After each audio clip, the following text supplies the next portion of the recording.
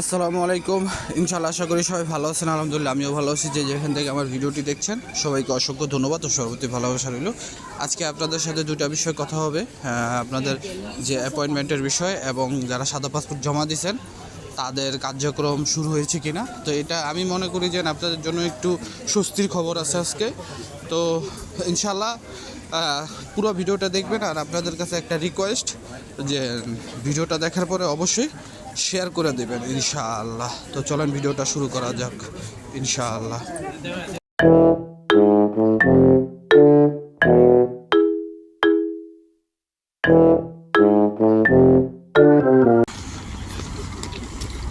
তো সব কিছুর জন্য আলহামদুলিল্লাহ।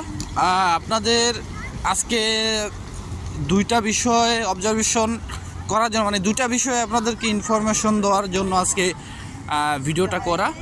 সেই দুইটা বিষয় হচ্ছে আপনাদের যাদের অ্যাপয়েন্টমেন্টের বিষয়ে জানার ছিল, অ্যাপয়েন্টমেন্টের বিষয়, এবং আপনারা সবচেয়ে বেশি এখন চিন্তিত যে বিষয়টা নিয়ে, সেটা হচ্ছে আপনার যাদের রেডি ফর কালেকশন বা মেসেজ পাইছেন, পাসপোর্ট ফেরত নিছেন, তাদের পাসপোর্ট জমার পরে কি হবে বা পাসপোর্ট জমার পরে কাজ হচ্ছে কি না এই বিষয়ে।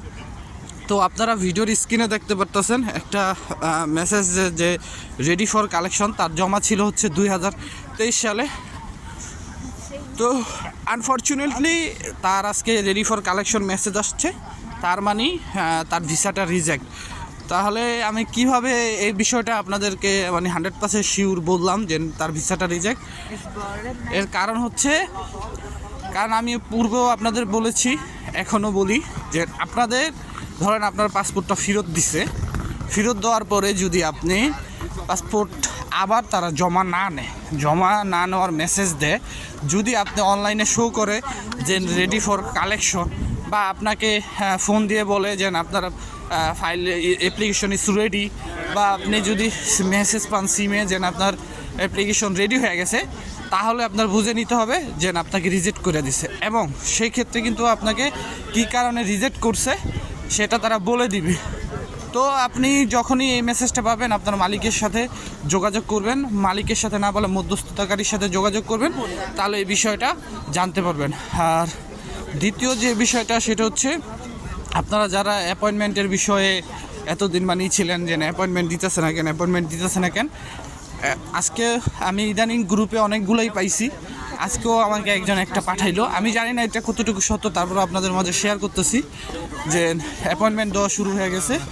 উনি হয়তোবা এপ্রিল মাসে না কোন মাসে জানি আবেদন করছিল, তার অ্যাপয়েন্টমেন্ট দিছে জানুয়ারির 15 তারিখে। ঠিক আছে, আশা করি বুঝতে পারছেন।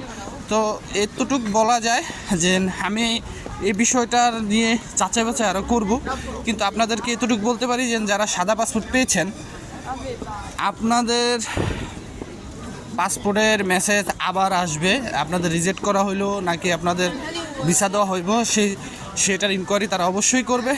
এবং দ্বিতীয় যেটা হচ্ছে যে অ্যাপয়েন্টমেন্টও আপনারা পাবেন, তবে একটু আমাদের ধৈর্য ধরতে হবে। এই ডিসেম্বর মাস থেকে আমাদের একটা ফয়সালা হবে ইনশাল্লাহ, আশা করা যায়। তো আজকের মতো ভিডিওটা এখানেই। সবাই ভালো থাকবেন, সুস্থ থাকবেন, আমার জন্য দোয়া করবেন, সকলের জন্য দোয়া রইল। আসসালামু আলাইকুম, আল্লাহ হাফেজ।